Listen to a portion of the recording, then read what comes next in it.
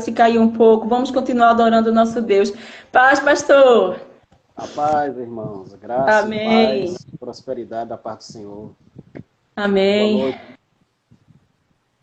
Boa noite. Está me ouvindo bem? Está um pouco baixo. Se puder aumentar só um pouquinho o som. Deixa eu tentar aqui. Melhorou agora? Agora, melhorou, ficou ótimo. Pronto. Se preocupe com o nosso choro não, viu? É emoção. Amém. Faz parte. Ale- Faz parte. Na presença do Espírito Santo nós temos alegria, né? Júbilos e Isso. alegria. Amém. Pode ficar à vontade, pastor, viu? Amém, irmão.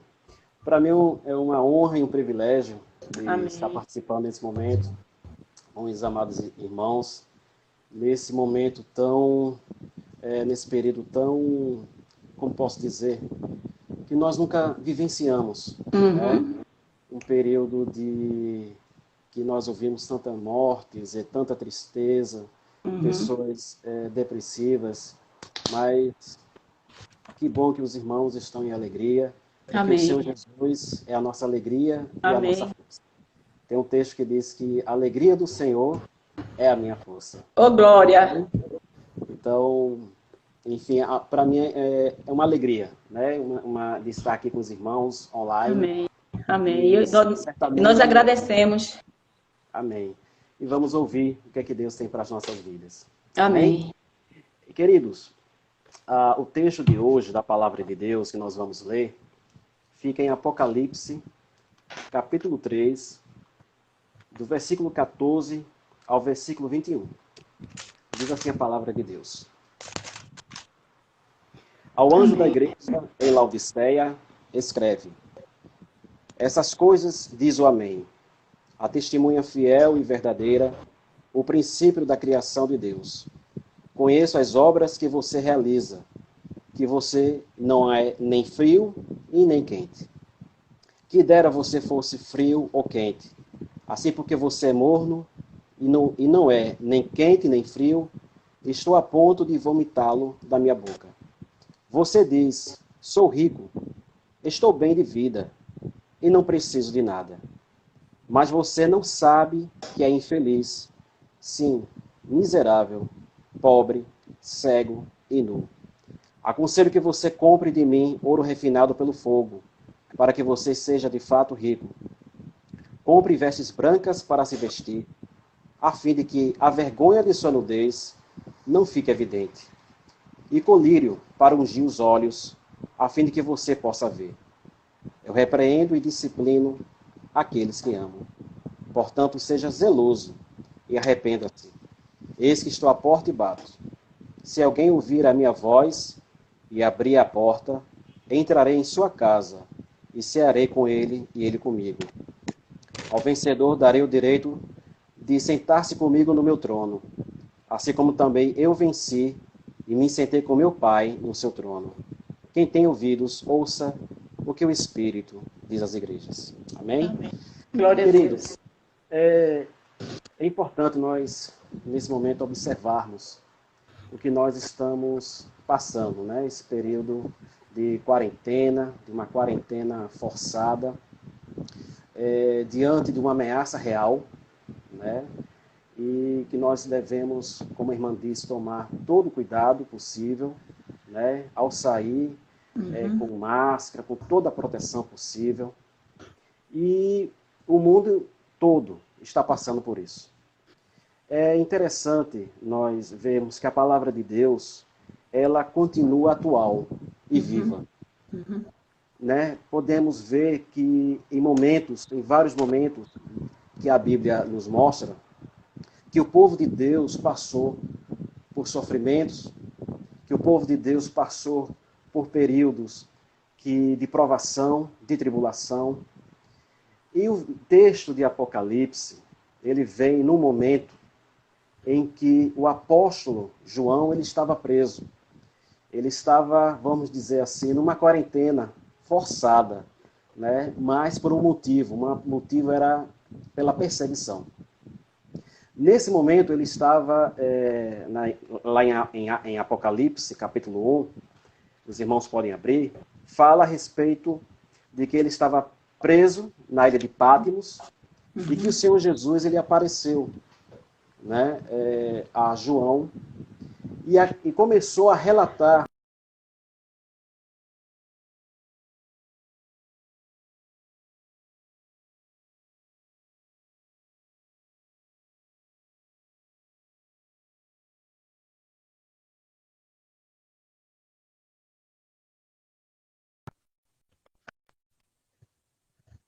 ali dos 3 anos do ministério de Jesus.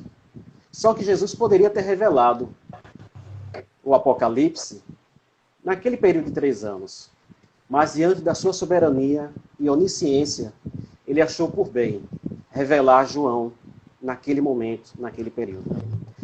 Naquele período, só por curiosidade, o apóstolo Paulo ele já estava morto, já tinha sido decapitado. O apóstolo Pedro também já estava morto. Sobraram alguns apóstolos ainda, mas ele era um dos principais.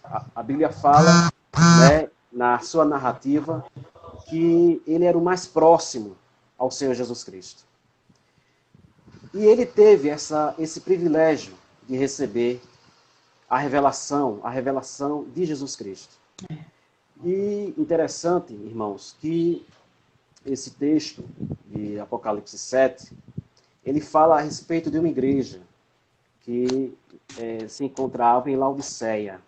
Só que antes ele vai falando de outras igrejas, né? Ele fala da igreja de Éfeso, ele fala da igreja de Esmirna, de Pérgamo, de Tiatira, de Filadélfia, né? E de Sardes. Então, ele vai falando a cada uma dessas igrejas. E cada igreja tinha um problema. Tinha um problema.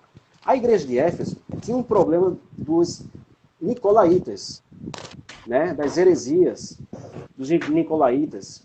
De Esmirna havia o problema da perseguição.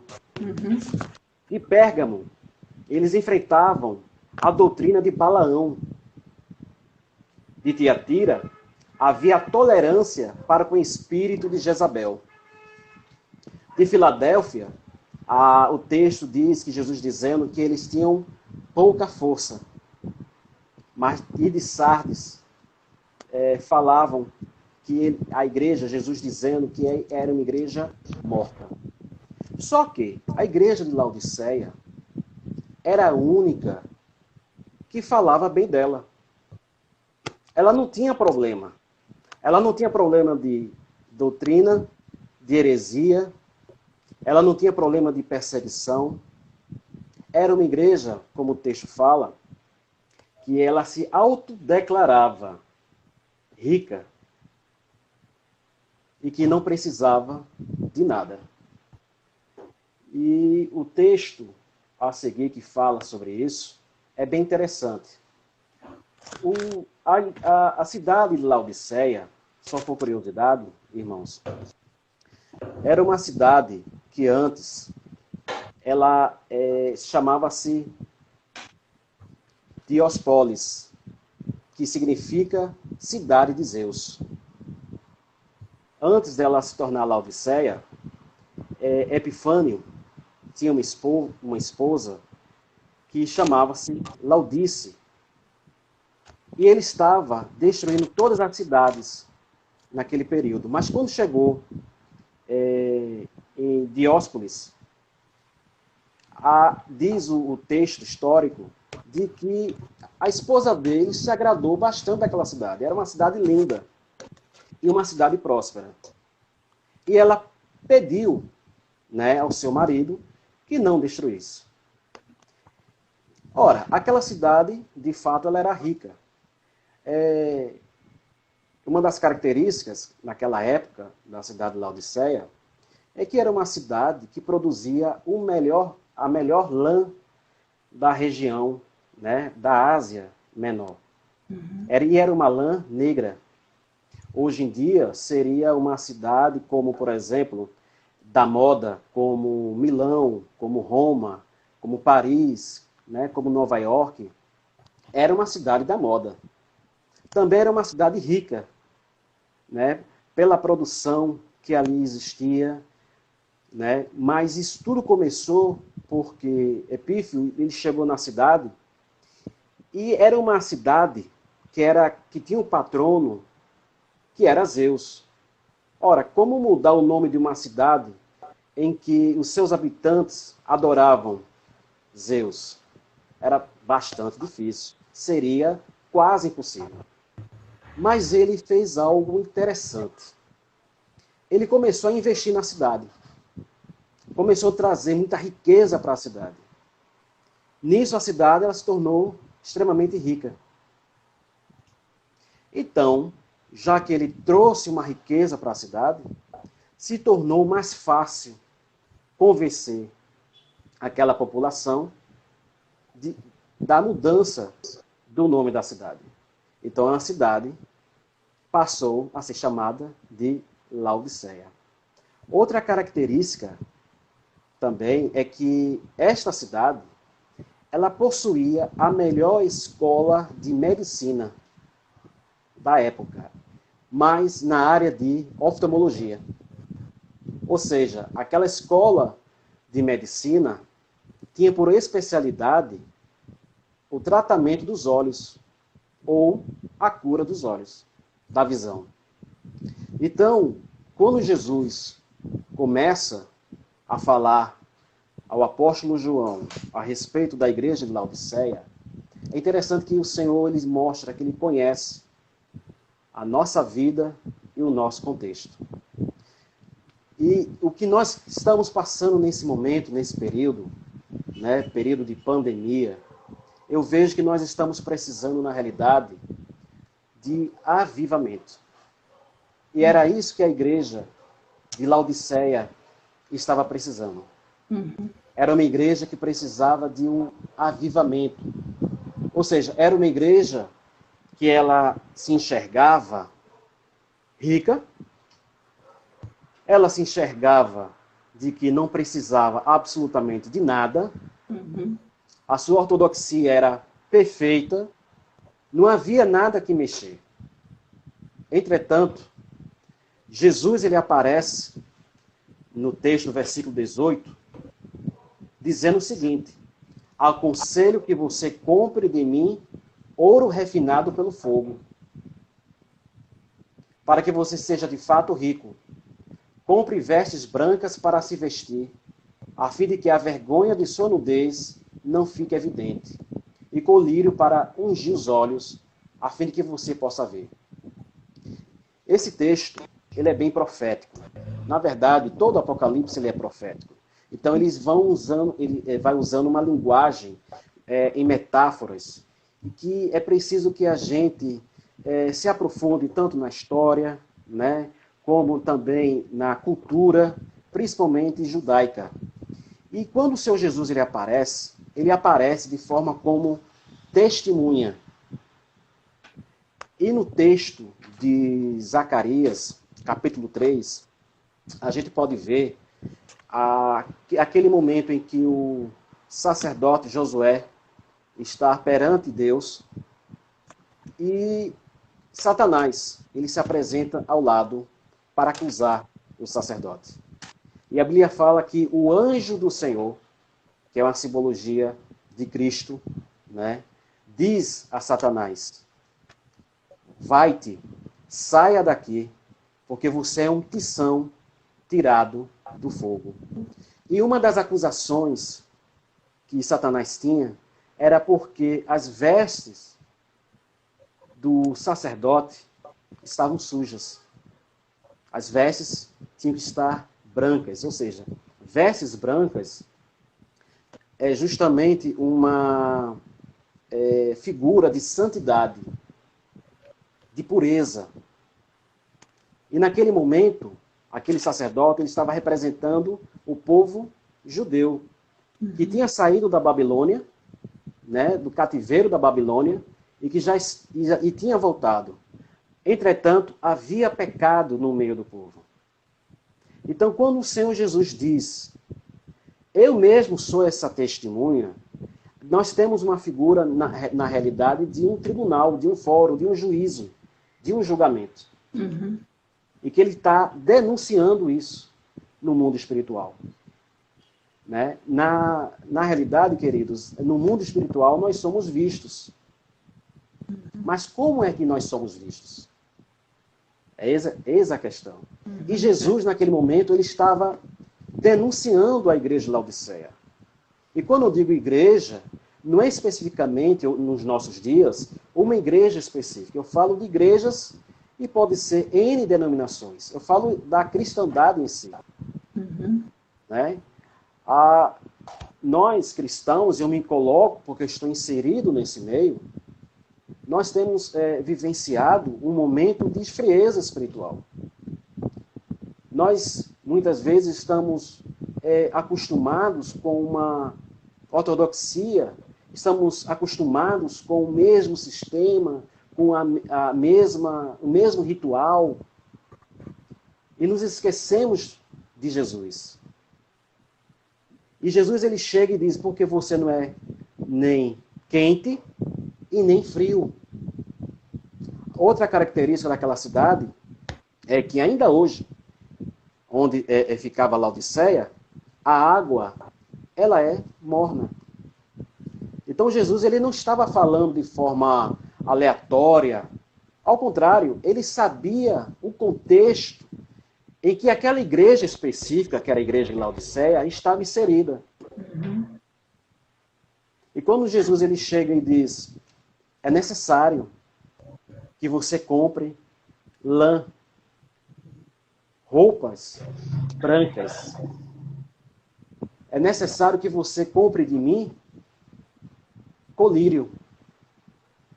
Quer dizer, é uma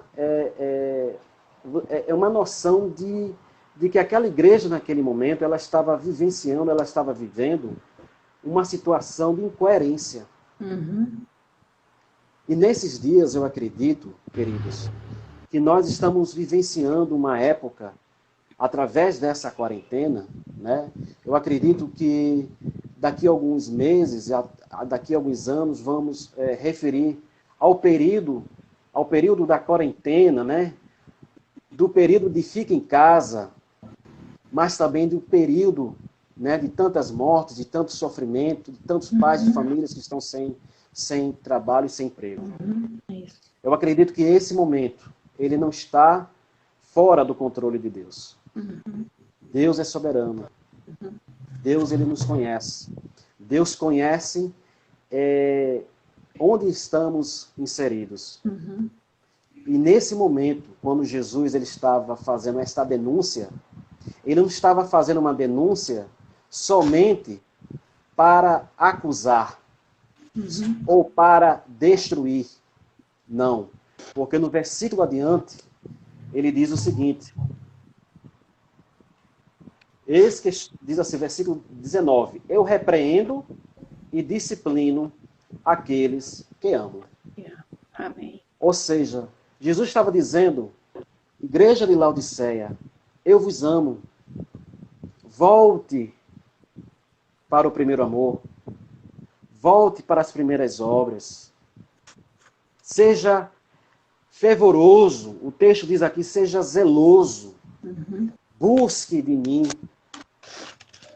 E aí o texto a seguir, versículo 20, diz assim, eis que estou à porta e bato. Se alguém ouvir a minha voz e abrir a porta, entrarei em sua casa e cearei com ele e ele comigo. Ou seja, aqui é uma forma de dizer, eu estou do lado de fora. Eu não estou dentro da igreja. Eu estou do lado de fora da igreja. Eu estou do lado de fora do seu coração. Eu estou do lado de fora da sua vida. E nesse período que nós estamos em casa, eu mesmo estou refletindo sobre o meu ministério, sobre o meu trabalho, sobre a minha vida. O que é mais importante? É a minha relação com Deus? Ou é puramente um ativismo? Eu tenho que estar na igreja, eu tenho que fazer isso, eu tenho que fazer aquilo e tal. E muitas vezes nós seguimos um curso. um sistema. Não que isso não seja importante. Eu não estou dizendo isso. Eu não estou dizendo que isso não seja necessário, que isso não seja importante. Estamos aqui para pregarmos o Evangelho, falarmos de Jesus e servi-lo na obra. Só que Deus é um Deus relacional. Uhum. É um Deus que se relaciona. Uhum. E nesse momento, a igreja de Laodiceia, ela estava acostumada a riquezas. Era uma igreja, de fato, rica. Era uma igreja que tinha tudo. Só que era uma igreja que espiritualmente cega. Uhum. Era uma igreja espiritualmente pobre. Uhum. Uma igreja que estava nua diante de Deus. E nesse momento, Jesus, como Filho de Deus, como sendo o próprio Deus, ele aconselha a igreja e diz: eis que estou à porta e bato. E se você abrir a sua porta, eu entrarei em sua casa e cearei com ele e ele comigo. Aí é uma mão dupla. Porque a partir do momento que você abre a porta da sua casa, o que acontece? Abre a porta do seu coração, Jesus entra. E naquele momento, podemos até fazer uma comparação à ceia do Senhor. Em que Jesus fez naquele momento, antes do Getsêmani. E que o próprio Senhor pegou o pão e o vinho e ceiou com seus discípulos.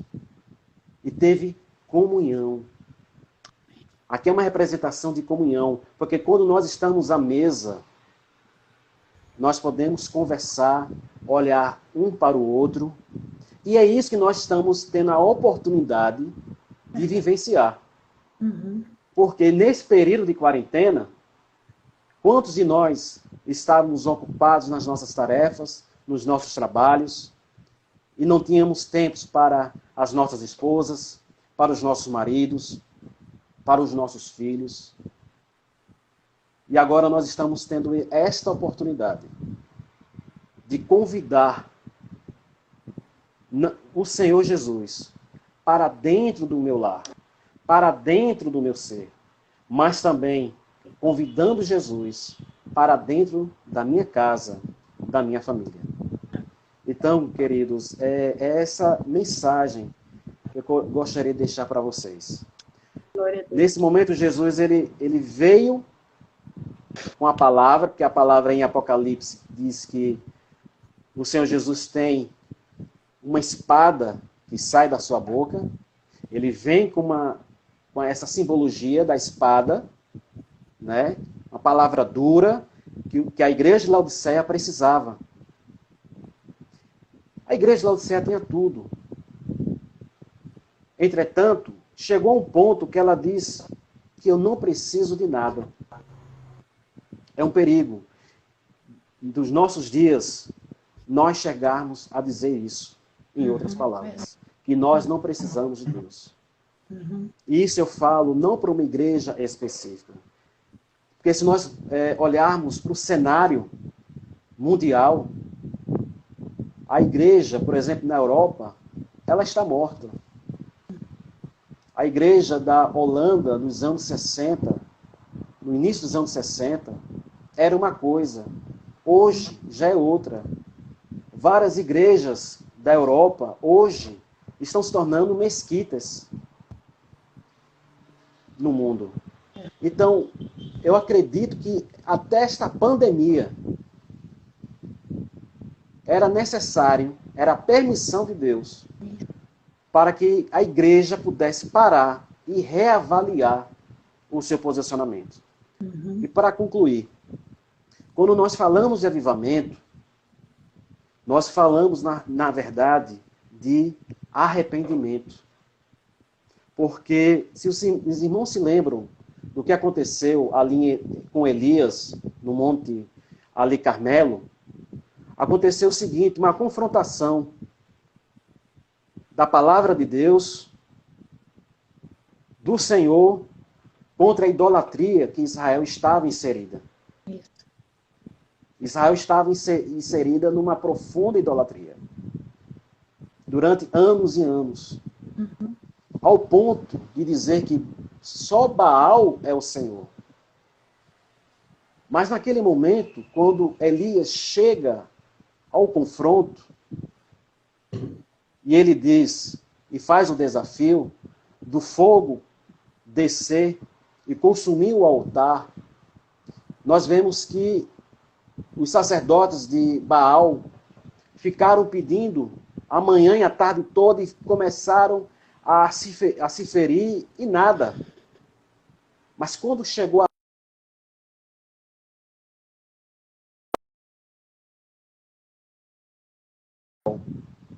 ele consertou o altar, porque o altar estava quebrado.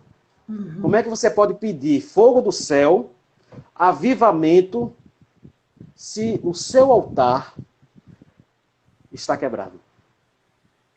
Só que antes ele consertou o altar.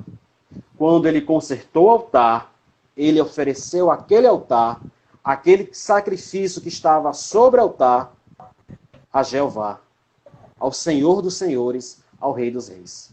Então eu acredito que esse momento é um momento de conserto.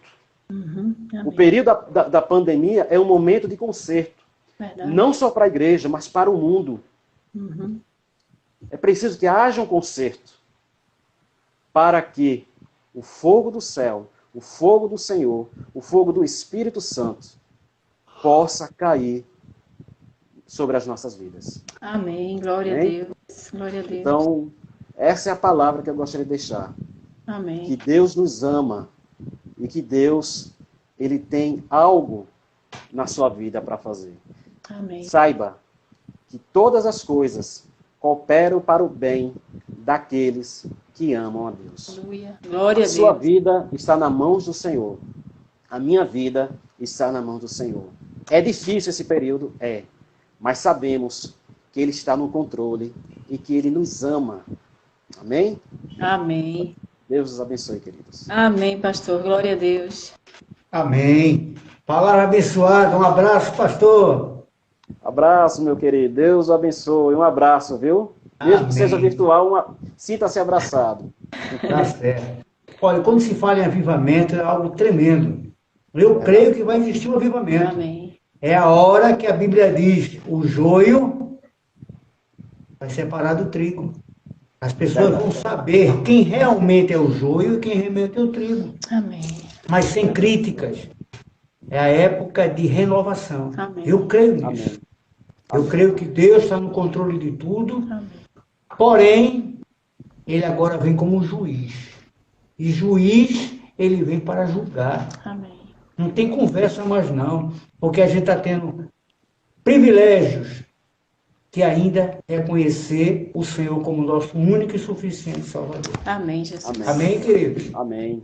Muito obrigado pela palavra, pastor. Bênção. O pastor também é advogado lá da Igreja Nazarene Central, que é da Igreja Total. Amém.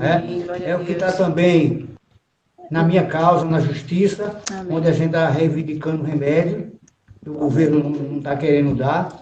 Remédio todo mundo sabe que é caro, entre 10 a 15 mil reais, mas eu creio que Deus está no controle de tudo. Amém. Glória Muito a obrigado, Deus. pastor, também pelos seus serviços e também pelo seu coração, que é muito grande. Para mim é uma Agradecemos. honra e uma alegria estar servindo aos irmãos e à igreja. E muito obrigado pela oportunidade. Amém, pastor. Fica aí que eu vou dar a Deus bênção te abençoe. apostólica. Amém? Amém. Levante suas mãos para o céu, meus amados. Glória a Deus. Que a graça do nosso Senhor e Salvador Jesus Cristo,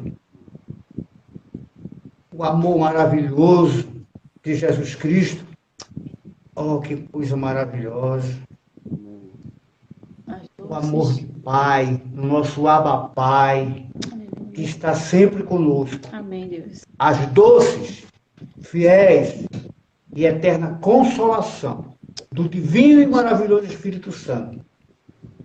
Levante suas mãos para os céus. Aleluia. E receba. Amém. Esteja com tua vida, esteja com a nossa igreja Amém. e esteja com todos aqueles que estão nessa live. Em nome de Jesus. Recebe isso porque é um presente que Deus está te dando. Amém, Deus. Em nome de Jesus. Amém. Glória a Deus. Amém. Fica com Deus, pastor. Muito obrigada e vamos nos comunicando, tá? Amém. Deus Deus abençoe o senhor, sua família, em nome de Jesus. E estamos orando pelo senhor, viu? Amém. Amém. Obrigado. Deus abençoe. Amém. Amém, meus queridos. Glória a Deus. Daqui a uns minutinhos vai encerrar a nossa live. E novamente eu quero agradecer a todos que participaram, a todos que estiveram presentes, que receberam de Deus. Eita, glória a Deus, que esse avivamento eu creio que já está começando nas nossas vidas. Esse avivamento eu creio que já está começando na vida que verdadeiramente, naqueles que têm buscado ao Senhor, naqueles que buscam a Deus em espírito e em verdade. Eu creio que esse avivamento já está em cada um de nós, em nome de Jesus. Então que Deus abençoe cada um de vocês, ricas bênçãos sem medida, uma boa semana. Quinta-feira, culto de oração, 7 horas da noite, estaremos juntos novamente para adorarmos ao Deus vivo, para exaltarmos e prestarmos o nosso culto racional ao nosso Deus. Que Deus abençoe a vida de cada um de vocês em nome de Jesus. E minha querida Thaisa, fica triste não, se preocupa não, tá? Sabemos que é difícil essa fase que estamos passando, mas Deus está conosco, né? Deus está em cada um de nós, nos fortalecendo, nos dando força para seguirmos em frente, para crermos que esse momento vai passar. E nós iremos nos abraçar, nos confraternizar. Deus nunca nos dá além das nossas forças. Ele sabe até onde o povo dele aguenta. Então, amados, em nome de Jesus, fica firme, em nome de Jesus Cristo. Busca o Senhor aí na tua casa, ora, louva, lê a palavra, escuta pregações que edifiquem a ti, pregações que alimentem o Espírito Santo de Deus que habita em você. Eu disse na quinta-feira passada, abasteça o teu espírito, louvores, orações, jejum, entre no propósito de jejum pela sua vida, pela tua família, por aqueles que estão ao teu redor. Mas em nome de Jesus Cristo, não vamos esmorecer, vamos ficar firmes em nome de Jesus Cristo. Nós temos um Deus que zela por nós. Olha aqui o que o pastor Clériston, palavra linda que ele trouxe para as nossas vidas, para nos despertarmos. Olha aqui no versículo 20, quando o Senhor Jesus diz: eis que estou à porta e bato. Se alguém ouvir a minha voz e abrir a porta, entrarei em sua casa e cearei com ele e ele comigo. Não deixa Jesus fora da tua casa. Não deixa Jesus fora da tua vida. Não deixa Jesus fora do teu coração, amados. Em nome de Jesus Cristo, abastece o Espírito Santo de Deus que habita dentro